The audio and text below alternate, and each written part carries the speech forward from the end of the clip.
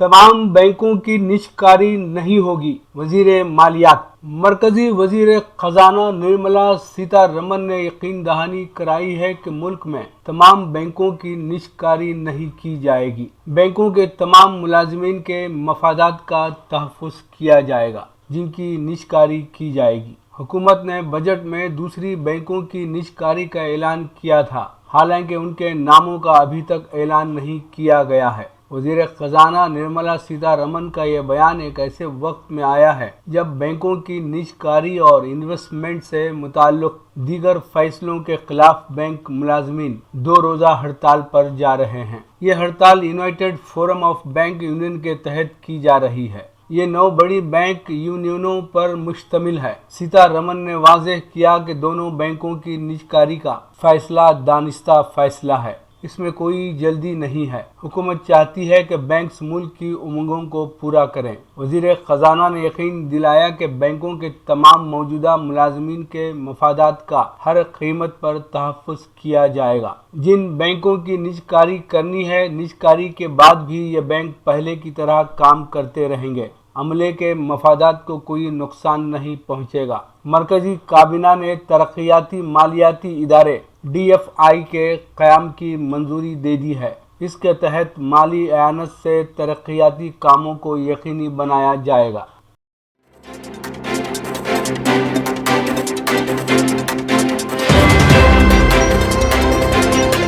चीन को ईरानी तेल की बरामदात में इजाफा आलमी मंडी के इस्तेहकाम के लिए खतरा। अमरीकी खबर रसां एजेंसी ब्लूमबर्ग के मुताबिक हालिया चंद हफ्तों के दौरान चीन को ईरानी तेल की तरसील में बड़ी हद तक इजाफा देखने में आया है। इस पेशरफ्त का मकसद तेल की आलमी मंडी में तवाज़ुन बरकरार रखने के वास्ते ओपेक प्लस ग्रुप की कोशिशों को नुकसान पहुंचाना है। ओपेक प्लस ग्रुप में तेल बरामद करने वाले ममालिक की तंजीम, ओपेक के रुकन ममालिक और तंजीम के बाहर तेल पैदा करने वाले ममालिक शामिल हैं। चीन दुनिया भर में तेल दरामद करने वाला सबसे बड़ा मुल्क है। ईरान पर आयद अमरीकी पाबंदियों के बावजूद चीन ईरान से योमिया 10 लाख बैरल खाम तेल और ईंधन का तेल खरीदता है। ब्लूमबर्ग के मुताबिक तेहरान की जानिब से पेश की जाने वाली कम कीमतों ने इसके तेल को चीनी खरीदारों के लिए पुरकशिश बना दिया है। ऐसे वक्त में जबकि खाम तेल की फी बैरल कीमत $70 के करीब पहुंच रही है, ईरानी तेल की बरामदात से मुसलसल इजाफा आलमी मंडी का तवाज़ुन बरकरार रखने की कोशिशों में रुकावट बन सकता है।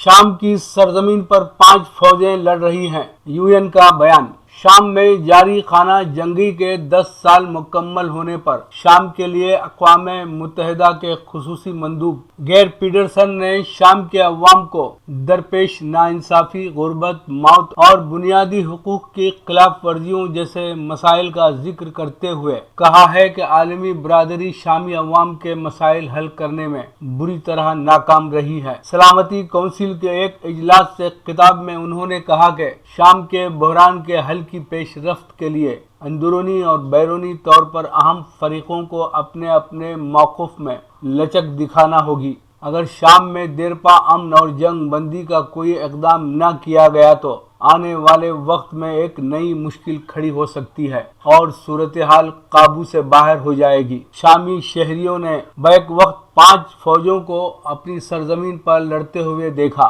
उनमें तुर्की की फौज, रूसी और ईरानी अफवाज के अलावा दाइश के जंगजू भी शामिल हैं। अक़वाम मुत्तहिदा के ओहदेदार ने शाम में बिगड़ते हुए हालात ज़िंदगी और बढ़ती हुई गुर्बत और बदहाली के बारे में खबरदार किया।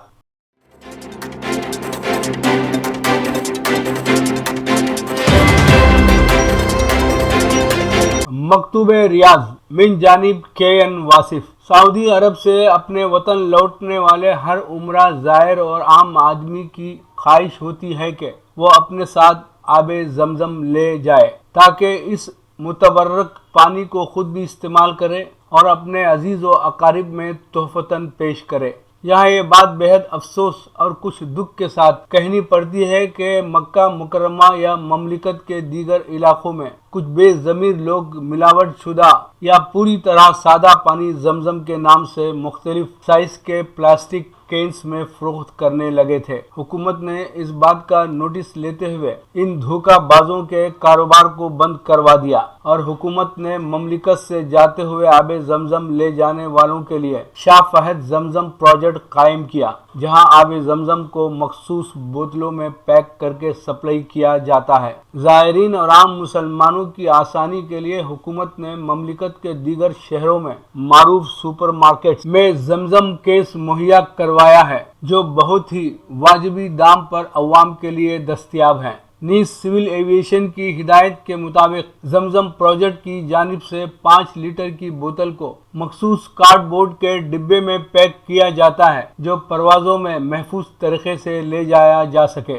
जमजम पैकेट्स अब ममलिकत के एयरपोर्ट्स पर फरोख्त किए जाते हैं। सिविल एविएशन के कवायद के मुताबिक मुसाफिरों को 5 लीटर जमजम की बोतल अपने मुकर्ररा वजन के अलावा मुफ्त ले जाने की इजाज़त भी है, लेकिन ये बोतल को सामान में नहीं बल्कि इसे एयरपोर्ट के एक मखसूस काउंटर के हवाले किया जाना चाहिए, क्योंकि ये जमजम पैकेट्स सब एक जैसे होते हैं। इसलिए मुसाफिरों को चाहिए कि वो अपने पैकेट पर टैग लगवा लें ताकि मंजिल पर पहुंचकर बआसानी अपना पैकेट हासिल किया जा सके।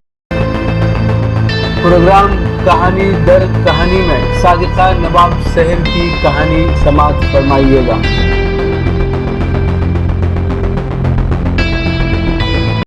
मैं सादिका नवाब शहर, खोपोली, ग्रेटर मुंबई, महाराष्ट्र से आज मैं आपके सामने अपना अफसाना सह में क्यों हूँ अंकुश पेश कर रही हूँ। सह में क्यों हूँ अंकुश। मिसेस पाटिल बहुत परेशान थी, शर्मिंदा भी थी। अंदाज़ा नहीं था कि उनका शरीर बच्चा शरारतों में इस हद तक बढ़ जाएगा कि उन्हें पूरे कस्बे में शर्मिंदा होना पड़े। अंकुश नाम का अंकुश यानी बंधन था, मगर उस पर कोई बंधन आयद नहीं कर सकता था। वो एक लम्हा खामोश नहीं बैठ सकता था। क्लास में टीचर के पढ़ाते वक्त भी वो बेचैन सर अपनी जगह हिलता रहता था। जैसे ही टीचर तख्ते स्याह की जानिब पलटती, वो अपनी जगह से फ़ौरन उठ खड़ा होता, यहाँ ताकता वहाँ झांकता या दीवारों पर लगे हुए पोस्टर गौर से देखता रहता और उनकी कहानियाँ नज़्मों की दुनिया में खो जाता। पता नहीं वो क्यों इतनी बेकली का शिकार था, लेकिन कल तो उसने हद ही कर दी थी। दोपहर के खाने के वक्फे में नीरज ने अपनी पानी की बोतल उसे देकर कहा था, जा कूलर से भरकर पानी ला। अंकुश उसका चेहरा देखने लगा। जल्दी, नहीं तो। नीरज ने तेज़ी से अपना दायां हाथ उसकी तरफ बढ़ाया। वो सहम कर पीछे हटा। नीरज की नहीं तो की हद ही नहीं थी। अपने रुमाल से मेरे जूते साफ कर, नहीं तो मेरा बैग उठा ला। कल ही नीरज ने अंकुश से कहा था। मैं लिख रहा हूँ ना, मेरा प्रोजेक्ट पूरा नहीं हुआ है, अंकुश चिढ़कर बोला था। जा यार, तू ले आ, नीरज ने पास खड़े लड़के से कहा था। अंकुश को अपनी टीम से बाहर कर देते हैं। वो क्लास की तरफ मुड़ा। क्लास में अंकुश के साथ कौन खेलेगा? हम खेलेंगे। लड़कियों की बेंचों से 2-3 आवाज़ें उभरी। अंकुश लड़कियों के साथ खेलेगा। अंकुश लड़की लड़की लड़की। लड़के हाथ हिला हिलाकर अंकुश का मजाक उड़ा रहे थे। ये तो रोज़ की बात थी।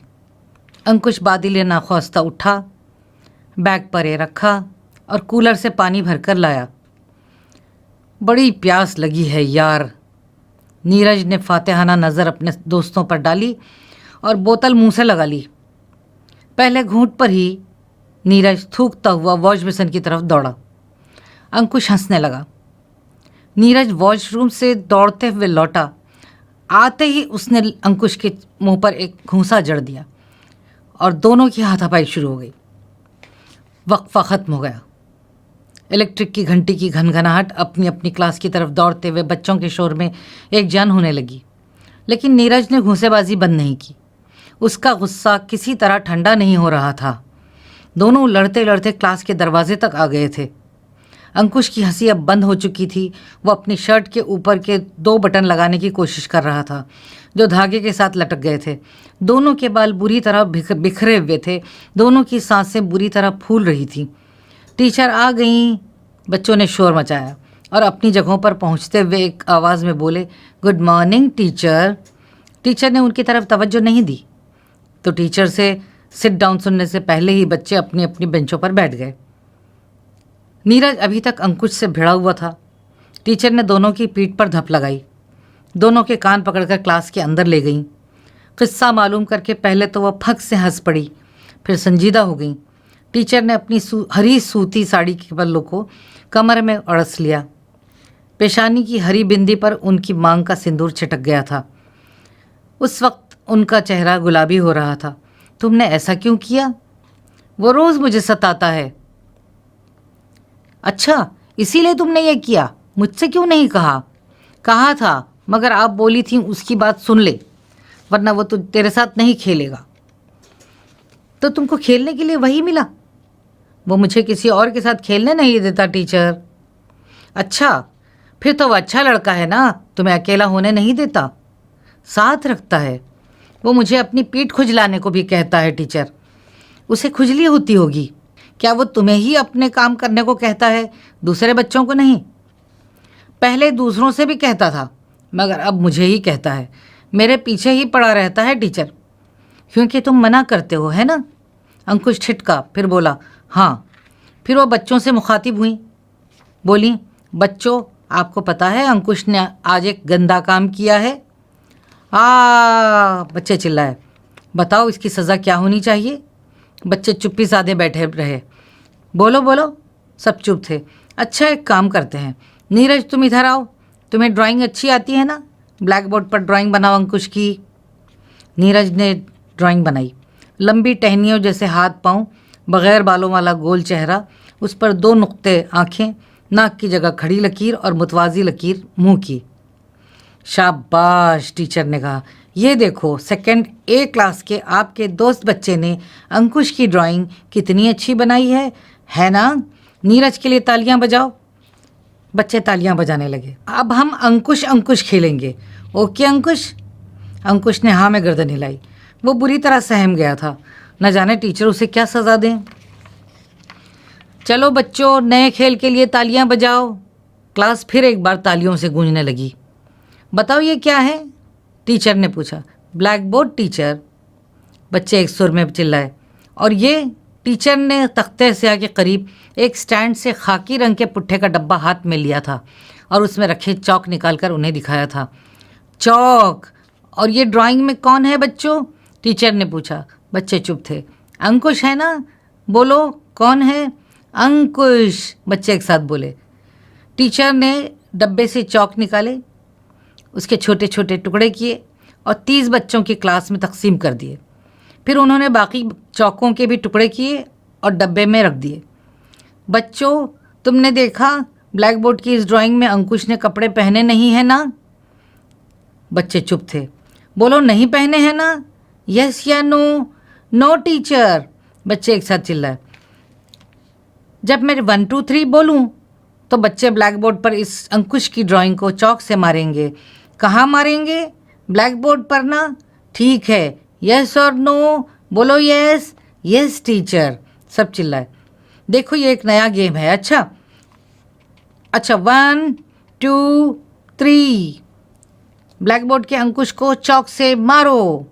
चौक धड़ाधड़ तख्ते स्याह से टकराकर ज़मीन पर गिरने लगे। नहीं नहीं टीचर, नहीं नहीं टीचर, अंकुश अपने दोनों हाथ हिलाते हुए चिल्लाने लगा। जैसे ही बच्चों के हाथ के चौक खत्म होते, टीचर डब्बा आगे बढ़ाती। बच्चे उसमें से चौक निकालकर ड्राइंग को मारते। वाकई उनके लिए एक नया अनोखा खेल था। उधर अंकुश आंखें फाड़े तख्ते स्याह पर चौक मारने वाले अपने साथियों को और अपनी टीचर को देख रहा था। उसकी आंखें आंसुओं से भर गई थीं। वो अपने पास बैठे हुए बच्चे के पीछे मुंह छुपाने लगा। Sorry teacher, sorry teacher, sorry sorry, वो लगातार सॉरी सॉरी कहे जा रहा था। टीचर मुस्कुराई। सॉरी टीचर को नहीं, तुमने नीरज को सताया है। टीचर के तो तुम बड़े अच्छे बच्चे हो, है ना? अंकुश ने हाँ में सर हिलाया। सॉरी मुझे नहीं, नीरज को बोलो। टीचर ने उसके सर पर हाथ फेरा। वो थर्रा गया। उसे महसूस हुआ जैसे टीचर ने उसके सर में सुई चुभो दी हो। जल्दी से बोला, सॉरी नीरज, ऐसे नहीं, यहाँ आओ। टीचर अंकुश के करीब जाकर खड़ी हो गई। नीरज के पाँव छूकर सॉरी नहीं बोलोगे तो माफ़ थोड़ी ही करेगा। बहुत गंदा काम किया है तुमने उसके साथ। अंकुश का जी चाहा क्लास से भाग खड़ा हो, पलट कर न देखे जैसे वो रेस में करता है और हमेशा अव्वल रहता है। उसने दरवाजे की तरफ देखा, कड़ी लगी हुई थी। चलो, टीचर की आवाज़ उसे दूर से सुनाई दी। वो नीरज के पैरों पर झुकने लगा। अच्छा ठहरो। टीचर ने अंकुश को रोका और नीरज से पूछने लगी, नीरज, क्या तुमने अंकुश को माफ़ कर दिया? उसने तो तुम्हें सॉरी कहा है। नो टीचर, मुझे अब भी गुस्सा आ रहा है। बच्चों, तुम सब ने अंकुश को मारा ना? वो बच्चों की तरफ देखने लगी। Yes teacher. नीरज को अब शांत हो जाना चाहिए ना, है ना? बोलो यस। Yes teacher. सब बच्चे चिल्लाए। Okay teacher. नीरज वाकई पुरसुकून हो गया। बच्चों, अब खेल खत्म। मज़ा आया ना? और इस खेल में नीरज जीत गया है। तालियां बजाओ। तालियां बजी। टीचर का ध्यान बेंच से बाहर निकलकर खड़े हुए बच्चों की तरफ गया। बच्चों, अब खेल खत्म हुआ। मज़ा आया ना? और इस खेल में नीरज जीत गया है। तालियां बजाओ। तालियां बजी। टीचर का ध्यान बेंच से बाहर निकलकर खड़े हुए बच्चों की तरफ गया। अब सब बच्चे अपनी अपनी जगह बैठेंगे। यस और नो? Yes teacher. अंकुश और नीरज भी अपने बेंच पर लौट जाएंगे। वो सांस लेकर बोली। और अपनी अपनी तारीख की क्लास वर्क बुक निकालेंगे। Yes teacher. टीचर ने दरवाजे की कुंडी खोली। तभी हेडमिस्ट्रेस क्लास में दाखिल हुई। उन्हें देखकर बच्चे उठ खड़े हुए। बोले, गुड मॉर्निंग मैडम। हेडमिस्ट्रेस ने बच्चों को बैठने का इशारा किया। बच्चे थैंक यू मैडम कहकर बैठ गए। बच्चों को ऐसी ही तरबियत दी गई थी। मैंने सुना इस क्लास के बच्चे मुक्केबाजी की मशक कर रहे थे? हेडमिस्ट्रेस ने पूछा। जी मैडम, क्लास टीचर बोली। अंकुश ही की शरारत है। और हेडमिस्ट्रेस को अंग्रेजी में अंकुश की शरारत बताई। अंकुश कम हियर। हेडमिस्ट्रेस उसे अपने ऑफिस में ले गई। उसके माँ बाप को फ़ोन करके बुलाया और उसे 15 दिनों के लिए सस्पेंड कर दिया। 2 दिन गुजर गए। तेरे कपड़े मैले हो गए हैं। तू न नहाता है न कपड़े बदलता है। मम्मी ने सोफे पर बैठे हुए अंकुश को हल्की सी धप लगाई और बोली, चुप चुप क्यों रहता है? बोल तो क्या हुआ था? वो अंकुश के शर्ट के बाकी बचे हुए बटन खोलने लगी, जिन्हें उसने फौरन दोबारा लगा लिया। गुस्से के बावजूद मम्मी को परेशान सहमे सहमे अंकुश पर बेतहाशा प्यार आ गया। उसे बेचैन देखकर उन्होंने तड़प कर उसे अपनी तरफ खींचा और सीने से लगा लिया। 15 दिन की पढ़ाई, क्लास वर्क, होमवर्क सब कैसे कवर करोगे? बता, भला कोई ऐसी शरारत भी करता है? अच्छा, तूने उसे सज़ा दी तो कोई ऐसी सज़ा कैसे सोच सकता है तू? वो मेरे पीछे पड़ा रहता है, मेरे डब्बे से मिठाई निकाल कर खा लेता है। ऊपर से वो मुझसे अपने जूते पहनाने को कहता है। हर रोज़ पानी। आज अंकुश खुलकर बोल रहा था। मैंने सज़ा दी नीरज को। अंकुश ने सर उठाकर कहा। पता है तूने कितनी बड़ी सज़ा दी उसको? अंकुश ने धीरे से बंद मुंह से जवाब दिया। क्यों किया तूने ऐसा? गलती हो गई ना तेरी? मुझसे कहता, टीचर से कहता। बोल। हाँ मम्मी, गलती हो गई। अचानक मम्मी को कुछ ख्याल आया। अंकुश की बात काटकर पूछा, अंकुश, अच्छा ये बता, मुझे तो ये पता नहीं था, क्या तुझे भी नहीं मालूम था कि नीरज तेरी टीचर का बेटा है? पता है, वो मुझे सताता था। मैंने उसको सज़ा देने के लिए उसकी वाटर बॉटल में थोड़ा सा सुसु कर दिया। थोड़ा सा? थोड़ा? बहुत बड़ा गलत काम हुआ है ना तुझसे? मम्मी ने आंखें फाड़ी। हाँ, बहुत गलत काम हुआ है मुझसे। मगर मम्मी, उन्होंने मुझे नंगा करके क्यों मारा? अंकुश ने अपना चेहरा दोबारा माँ के आंचल में छुपा लिया। वो तो तुम्हारी ड्राइंग पर चौक फेंक रहे थे ना, तुम्हें तो छुआ भी नहीं ना बेटा। नहीं मम्मी, उन्होंने मुझे मारा, उन्होंने मुझे बहुत मारा। मिसेस पाटिल ने महसूस किया वह सर से पांव तक लरज़ रहा था। लेकिन मम्मी, उन्होंने मुझे नंगा करके क्यों मारा? मुझे कितनी शर्म आई थी। हाँ मम्मी, बताइए ना। वो मुझे कपड़ों में भी मार सकते थे ना, उन्होंने मुझे नंगा करके क्यों मारा? वो अपने जिस्म को मम्मी की साड़ी से ढकने लगा। मिसेस पाटिल का सांवला चेहरा और सांवला गया। उन्होंने अपने बेटे को अपनी बाहों में समेटने की कोशिश की।